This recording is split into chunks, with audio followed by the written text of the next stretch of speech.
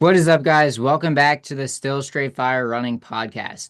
Today's guest is 1500-meter John Reniewicki.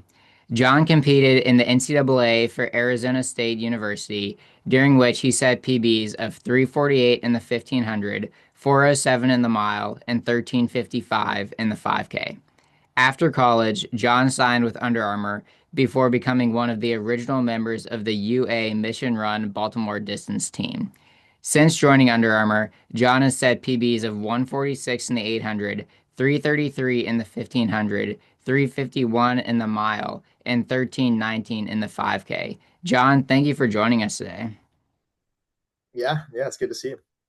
So, first off, let's start from the beginning. How did you get into running, and when did it click for you that this was something you wanted to take seriously? Yeah, I feel like I have a pretty normal like getting into running story. Did it in high school. Also played soccer and did a lot of other things until it kind of got to the point where I wanted to be good at a single thing and ultimately chose running to be that avenue. My dad in high school was like the coach at the high school I was going to, Arcadia High School in Scottsdale, Arizona, and yeah, also just kind of being around that from a young age, like and looking up to his athletes when I was super young, and it was always kind of something that probably was decided for me before I kind of made the decision on my own terms. But yeah, and then that kind of just led me to slowly progress until the point where I walked on to Arizona State after my senior year of high school. Interesting. Yeah. So, yeah, as you just mentioned, you're a walk-on. So, despite being a walk-on, you ended up having a pretty impressive collegiate career. But your progression since turning pro has been simply remarkable, especially in that 2023 to 2024 year when you dropped your mile PB from 357 down to 351. What do you think contributed most to that leap forward? Yeah. Well, first, I don't know if I'd I don't know if I'd go out and say that I had a great college career because I would argue that it was not so great. But Compared to what you've done now, not so much, but compared yeah, to the no, average, yeah, competing at no, regionals a couple of times, still legit. yeah. Thank you. Yeah, college was tough for injuries for sure, and just trying to figure the sport out, right? I yeah, I mean, it was just a lot of lessons learned the hard way, and trying to navigate how to get where you want to go essentially without always having like people to help you and figuring out on your own terms. Mhm. um yeah, fast forward to then ultimately figuring out how to stay healthy. I think that's kind of the big answer of starting to see that breakthrough that you're referencing in the 2024 indoor season. Mhm. um but I think it kind of started before that, right? Like I've never been someone who's, I mean, even to this point in my career, like it takes me a while to like develop into a training block and to really kind of get my feet under me in a season. And I mean, that indoor season, those breakthroughs, really started the year before that when I had just a consistent season of training, and like the 2023 season was already kind of making PBs to me that felt like a really big breakthrough. And then it wasn't until the next year where maybe, time started to get other people's attention. But I think just for me, it was just consistency and um, finding kind of that sweet spot of what can I do and how can I balance cross training and run training and all the extracurriculars in order to stay healthy to make it happen on the track. Gotcha. Yeah. What do you think contributed most to you being able to stay healthy? Was it cutting back some of the miles on land? Was it sleeping more? Was it a certain recovery product or tool? What do you think helped you just develop that consistency in your training? Yeah, I mean, it's hard to pinpoint and just be like, oh, this is the reason why I stayed Mhm. healthy. I think it's everything, right? I mean, running is it's a lifestyle sport, right? And it's nutrition, sleep, being more mature and understanding how to listen to your body and knowing when it's time to maybe take a step back and when it's time to push. I think the biggest factor, if I would call out a couple, would be kind of pivoting to more of like a 9-day training cycle versus the traditional 7-day.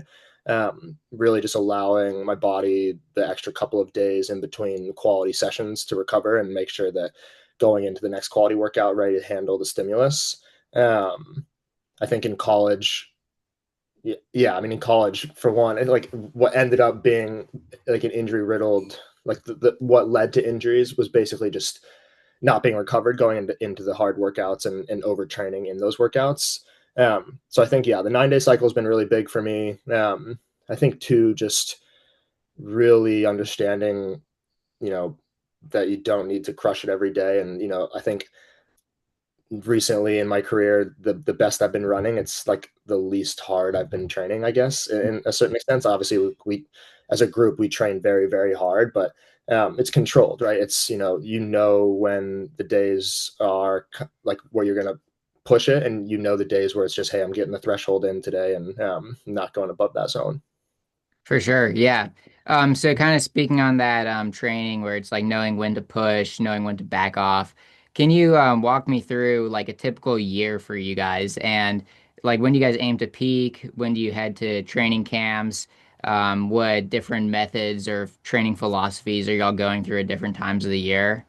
Yeah, yeah. I mean, everyone, like, of course I am a part of a group, but everyone is individual, and I think there are times of the year where we're all on the same schedule in the same place, but there's also times of the year where you're racing different events and training for different championships, and you have to kind of break apart from each other. I'd say a typical year for us, the fall is just all about, I mean, a really strong foundation, right? Kind of similar to the summer season for high school athletes and college athletes. Is just, that's the time of the year where you're just training, right? Like you're not popping out and racing. There are lots of races on the schedule, but I think for me specifically, I've found in my career that the more I don't race in the fall, and I just kind of lay low and train and can stack, a consistent 4, 8, 12 week block of just, disappear and train mentality. The better suited I am for the indoor and spring seasons. Typically in the fall, like trying to hit an altitude camp, whether that's, Flagstaff, Arizona, back home for me, or we've gone to Park City, Utah as a team before. Found like, to really enjoy the training out there. Then we hit the indoor season pretty hard as a group. And then basically you reset, take a shorter break, build up again, and lead into the spring season. Gotcha. Yeah, so what does like your daily life look like kind of when you're tuning into like a championship season race? And also what's like your favorite part of the season? Is that the base season? Is that the tune-up period? Where do you really find yourself thriving or just like enjoying the training that you're doing? Yeah, I mean, I love it all. Like, we are a training sport at the end of the day, and I think Mhm. to sit here and say like, "Oh, you don't enjoy the training," would be a really tough way to be a professional runner, Yeah. because that's what you're doing 90% of the time, right? Is just the boring training, or what most people would consider boring. I personally don't. Um, but I mean, yeah, obviously, racing is why you do the sport, and like that is what I love most, is when you get to the point where you are in kind of peak form and lining up and feeling confident on the starting line and ready to go. Um, but I think like you can't have one without the other, right? And so like for that reason, it's just a perfect tandem of, okay, like you need the quiet times of the year where you are just training so you can pop out and be ready to roll when it's time. I think which one I like more is tough. I think in the racing times of the year, like when you're racing like week in, week out, like sometimes it's easy to look back and be like, oh, like I feel like I haven't trained hard in a long time. Like I kind of miss that feeling. Yeah. In the same way, like right now in the fall where it's, just a lot of simple, boring racing or simple, boring training. I feel like I haven't raced in a while. The same respect of like, I feel like I haven't raced in forever. I kind of want to get back into that. Yeah, no, totally understandable. And kind of going off of that, you mentioned how much you enjoy training. Is taking those breaks at the end of the season difficult for you, or is that something you really look forward to? Um, it's not difficult for me, because I feel like there's so many things in life that I enjoy outside of running that it's Mhm. nice when I get a moment to do those. Um, but it's like I also love running, so like I miss it for sure. But it's not like a crazy long time. I mean, I think after this season, I took a week off, and then pretty quickly got back into jogging and then sessions. with the guys. So it's a pretty short break, and you try to cram in as much as you can into that break that you want to do as possible, whether it's going on some camping trips or hiking or just going to the beach, like whatever you're trying to cram in before Yeah. it's time to get back to work. Yeah, just check off all the boxes of the fun things you could do throughout the year in that one week. Yeah, it kind of bleeds into like I'd say like I mean my last race this season was Fifth Ave, and then I kind of went on a road trip, visited my little brother at Ohio State, Mhm. um, then went back home to Arizona, spent some time up north, did a couple like backpacking trips with my dad, hiked Mount Humphreys, just like fun stuff like that. Um, Going back home, it's just super fun. And then, yeah, fast forward, somehow a month goes by and then you're back into it. Yeah. No, I was gonna save this towards the end of the podcast, but since you bring up your younger brother right now, is it true that your younger brother is a better athlete than you? That's what rumor on the street has right now. He's pretty good. That dude's pretty good. I'd say he got really good this summer. I think going into like the college recruiting process, he was probably, I don't know how, I'm sure he even like swiped up or said something or probably DM'd you. He was probably like a top, like, swimming is different than track too, but he was probably like a top 50 recruit for swim, and it's kind of like they give you a combined score of all your events, and then at US champs, like senior US champs this year, it was his first year going. He like popped off in the like 50 and 100 free, and I think that put him into like a top 15 recruit in the country. And so he'd already committed that time, but like, yeah, Mhm. he's he's pretty good in the water. Yeah, hey, I mean, looking at your progression from senior year of high school to where you're at now, maybe this kid's got potential. We'll see. Yeah, Yeah, yeah, if he yeah. improves the same way and is starting at the higher level. Name for sure in the water. Okay, so going back to kind of more of the training part of this podcast, I always say that the best thing a runner can have is a coach that you fully trust. And you and Coach Corey Leslie have worked together throughout your entire professional career, and even when you competed in Serbia for the World Cross Country Championships, he was your coach over there as well. So how close is y'all's relationship? Yeah, Corey and I go back a long time. I'd say, I mean, yeah, he's a big reason why I've even had the opportunity to run professionally and get to the level where I'm at today. I mean, I certainly, had he not come to Arizona State, my fifth year, I don't think I would have probably put together a healthy season and been able to make the progressions. Mhm. Yeah, I mean, like he just believed in me before I probably believed in myself as a runner. I mean, I believed in myself, but I didn't really know how to get where I wanted to go. And he was the first person that came in, like, was able to give me the confidence and a plan, and start to move forward towards it. Yeah, I mean, I think that's everything, right? In our sport is like having the confidence in your setup, in the people that you train with, in your coach, because it's hard, right? Like it's a hard sport, and inevitably, like shit's gonna go wrong at some point, right? Like like Yeah, you can't avoid that. Like yeah, it's, exactly. it's easy when it's easy, but then when something goes wrong, it's like you need that support system, and you need those people with unwavering, um, belief and just willingness to give you support, um, to get there. I mean, I think I signed as a pro in 21, and then my first 18 months as a professional, like I was either in a walking boot or getting injections in my Achilles, or like just injury I think I had 3 injuries back to back to back, and I probably didn't race for like 18 months. Hmm. um, and I think, yeah, that's probably not a lot of coaches or athletes who probably would have stood through that period well, and came out the other side, and um, yeah, figured it out. It ultimately figured it out and learned a lot along the way to be able to, nip things in the butt now quicker, and just understand like what I need as an athlete to be ready to roll when it matters.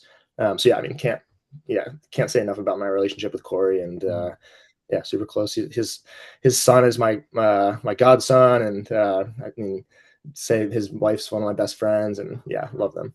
That's awesome. Yeah. And continuing on the subject of setbacks, every runner has setbacks, whether it's injuries, as you talked about, fatigue, burnout, or even just a bad race or workout. How do you manage when those setbacks inevitably do arise? Yeah, it's not easy, right? Like you want to keep just moving up, up, up, and when you get into a good routine and when you've had a taste of like what it feels like to be good and kind of firing on all cylinders for like your peak levels, um, like you don't want to get off that path.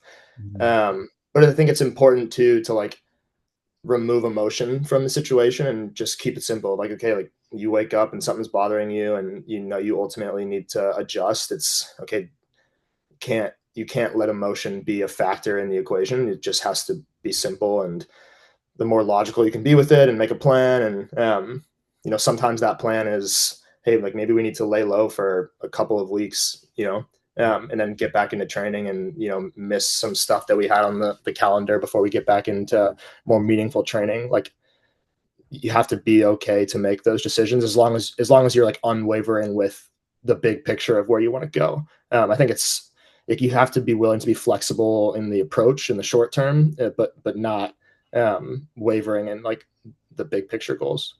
Absolutely, yeah. And so, speaking on that flexibility in the short term versus the long term goals.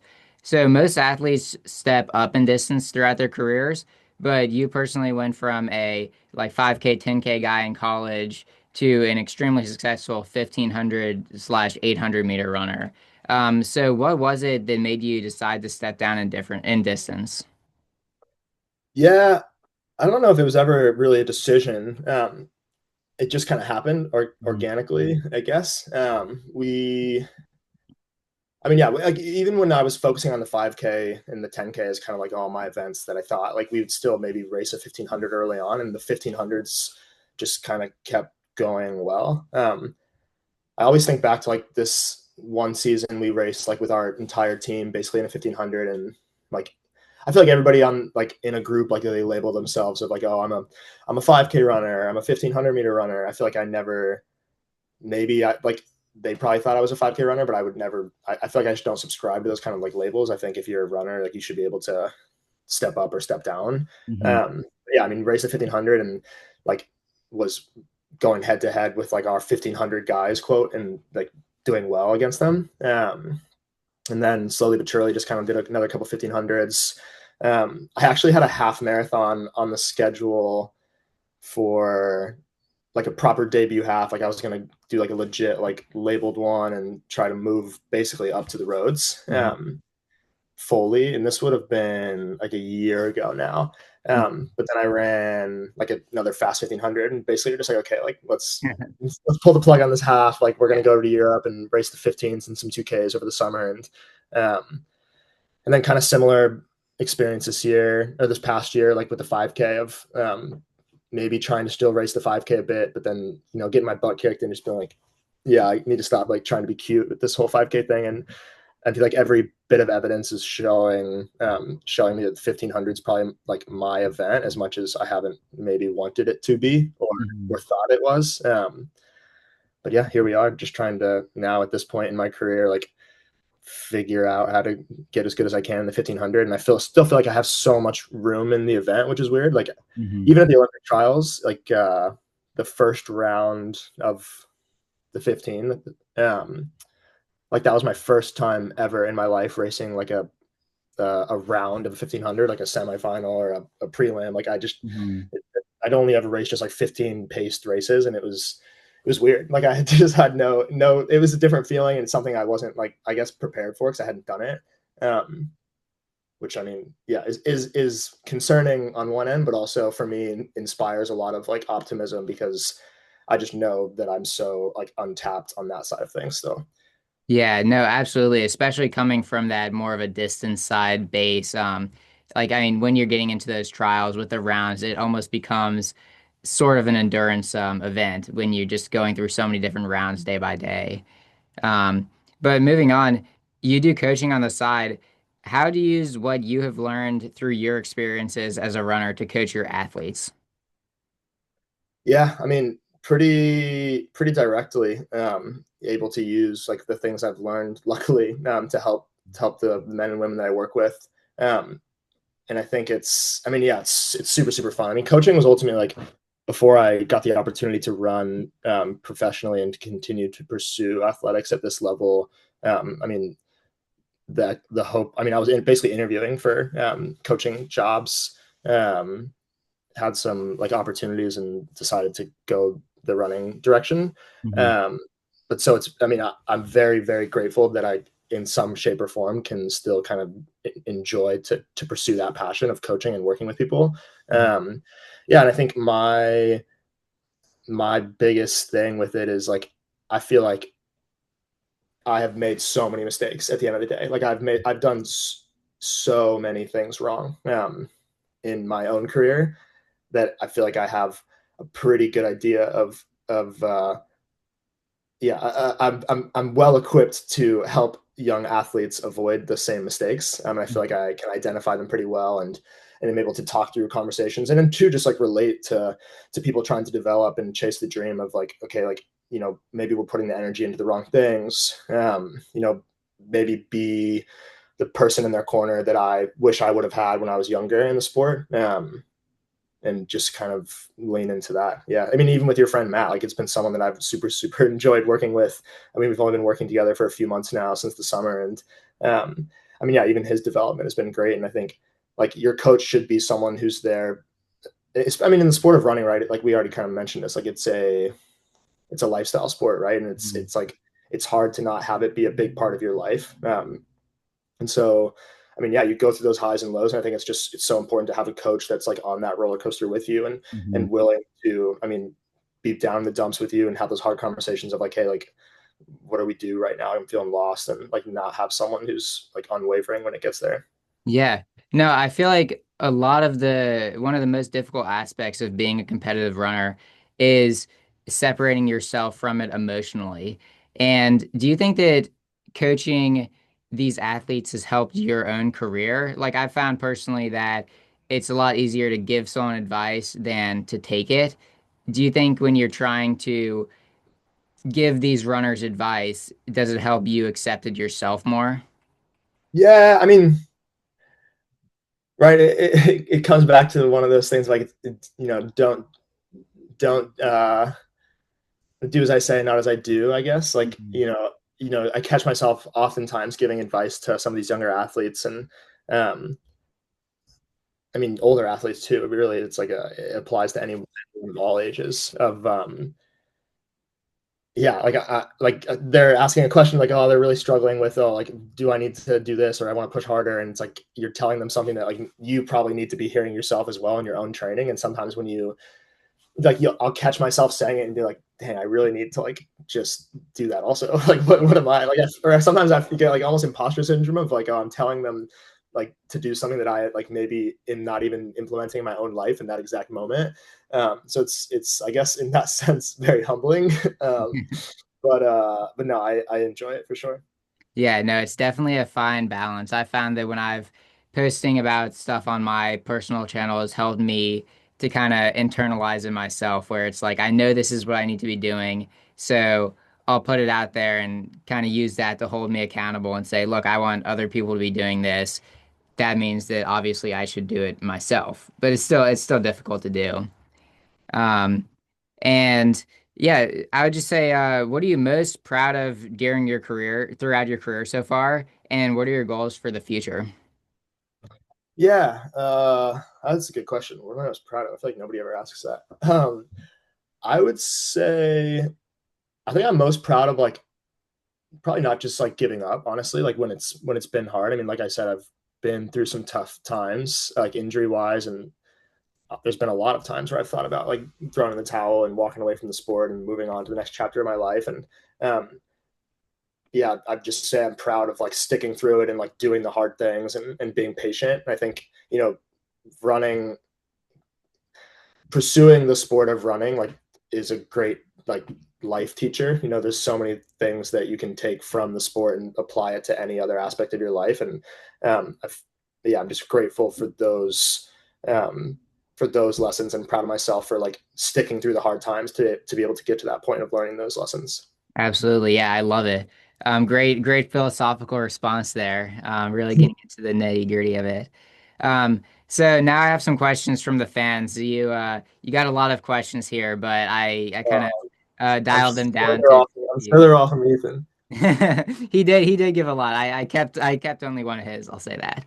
Um, but just starting, or I guess two now. But starting out, who's your biggest role model? It can be related to the sport, someone who's helped you in the sport, but doesn't necessarily have to be an athlete. Yeah, yeah, that's a good one. Oh, uh, I mean, I've got a lot of role models. I'm very lucky in that respect. I've got a lot of people who I can look up to and lean on. I'd say a few come to mind. Of course, my coach Corey, one of my previous teammates, Ahmed Jaziri. Something about like when we're together and training, like I think we just like have such similar positive energy and really feed off well of one another, and just someone who lifts me up in a good way. And I look up to how he kind of his outlook on running. And then um, one of my friends, Jackson Lewis, who's also just kind of like that person in my life of outside of the sport, like life in general, just someone you can always like count on, and definitely look up to the way he, has a maturity and a sense of like going about his business in life. Yeah, I'm glad that you mentioned someone as an outsider because it kind of just brings back to the point that running is so affected by your entire environment. It's not just what you do on the track, it's what you do the remaining 22 hours of the day that you're not training. And having someone who's kind of disconnected from the sport is such a great way to disconnect from it and not just be so tuned in all the time that you just find yourself fatigued, or sometimes it's just great to get a completely outside perspective on Yeah. things. Yeah, it's good. I feel like I've got all ends of the spectrum covered. Great. Um, Next up, what does the 24 hours before a race look like training and nutrition wise? Yeah, not too much training going on in the 24 hours before a race. Days in the barn, yeah, no, just sitting the full Ideally, workout. I've definitely been in situations before where I'm gaining a lot of fitness in the Uh, 24 hours it's before a it's race. it's all on the last 24 hours. Um, That's when you need to start yeah, doing the threshold. yeah. But I mean, yeah, 24 hours out, I mean, it's really just, hey, you're laying low, right? You're Mhm. with people doing some things to take your mind off the race, playing some cards, chilling. Yeah, and then I'd say like the race day routine is just so similar at this point, like from what you're eating, when you're eating it, heading over to the track, and I mean now with all the broccoli shots and the bicarb, it feels like everybody's they're having a 5 course meal before you step on the line to track. So the line to race on the track. So yeah, going through all those steps, and I mean yeah, just finding the quiet place and just going through your the pre-race routine of warming up and getting ready to go. Yeah, Yeah. I think it's a good Um, time to just like visualize like yeah your goals, and of course like at this level like you have such high expectations on yourself, and I mean yeah like the quiet times before a race of just like really locking into like okay, what are you trying to accomplish in this race. Perfectly put.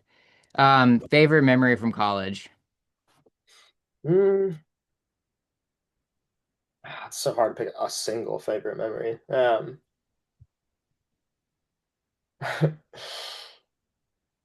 uh I've just so many stupid funny ones. I don't know. I would say This is the fun part of the podcast, so you can get into it. yeah. We have a couple funny things stick out. My fifth year cross country season, the regional race, we were like I think we had like four of our guys like one, two, three, four of the race like through probably like 6 or 7K or something, and then we ended up like just all dying so bad. That's like kind of funny to look back on now. It's also funny to look back on now and like to see all the careers that those guys have had. Like Fergal Curtin was one of those guys Mm. like who died alongside myself, and he just set the Irish national record in the marathon a few days ago at a meet in South Korea at a race in South Korea 207. Like he was racing the 1500 and thought he was a 1500 guy in college, and now he's just like gone full roads marathon, Yeah. and yeah, just crazy where the journey takes you. Kind of the opposite of you, actually. Yeah, then just probably like my first like I mean some like a small dual meet win like when I was young in like early in my career before the injuries kind of happened. Just like small little wins like that were pretty memorable for me as well. Yeah, no, it's crazy how sometimes the small things like that, whether it's just meals at the dining hall or bus trips or just small dual meets, those things can sometimes just be the cherry on the ice cream. Yeah. Um, and speaking of ice cream, what's your favorite dessert and how do you celebrate a great race or finishing up a season? Oh, favorite dessert is I mean, I feel like this has changed a lot, but recently I'm gonna have to go um, banana pudding. Oh, banana guy, Yeah, okay. my best friend's fiance has been whipping up a fantastic banana pudding recently, and um, yeah, that I think I'm gonna probably go to the store and get the ingredients for that and try to bribe her to make some after Oh this. man, yeah. Well, just show her this clip and you can get. Does that come with vanilla wafers or? Oh yeah, for sure. Good, That's good. an You ingredient. can't miss that. All right, so last fan question here, and I think this is my favorite one. Who on the team would you least like to date your daughter? Mm, oh, it's got to be Adam Fogg. Can Yeah. you guess who asked the question? Uh, Izzy Kinsley. She is actually the one who asked the dessert question. This was Wes who asked the least. Wes. Yeah. No, Wes can date my daughter. Hey, He can. he's a Yeah, good guy. he's a stand-up guy. The fans of the podcast know I he would say everybody is off limits except Wes. He might be the only one that I don't have any red flags for. Hey, But maybe certainly it's just because he's Fogg's at the too top of the new. bad list. Yeah, he's new. He's Just new. get it a couple of He's months. only been around a couple months, so that's Know probably his why true he's. personality. Once he opens up to y'all, he's gonna be top of that list. Yeah, Foster's got like a mustache right now, so that's definitely not happening. Yeah. Well, I've been growing this one out for a while now. I hope that's sufficient. Are you doing the no shave November? I've been doing no shave for a long time. Yeah, This is yeah, where I've gotten. So nice. now I have a like reason for it. I can say, oh, I'm doing it for no shave November.